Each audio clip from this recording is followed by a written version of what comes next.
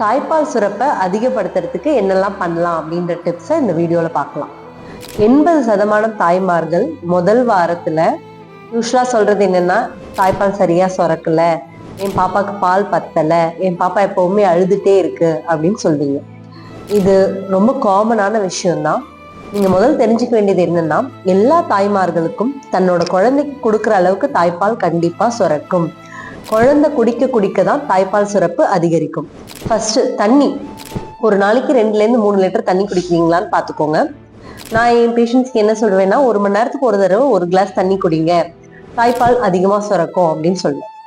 2வது, தாய்மார்கள் உணவுல பார்த்தீங்கன்னா பூண்டு, வெந்தயம், பசலைக்கீரை, முருங்கைக்கீரை, முருங்கைப்பூ, அவரைக்காய் இதெல்லாம் சேர்க்கும்போது தாய்ப்பாலோட சுரப்பு அதிகரிக்கும். 3வது விஷயம், அட்லீஸ்ட் 6-8 மணி நேரமாவது ஒழுங்கான தூக்கம் இருந்தாதான் தாய்ப்பால் சுரப்பு நல்லா இருக்கும்.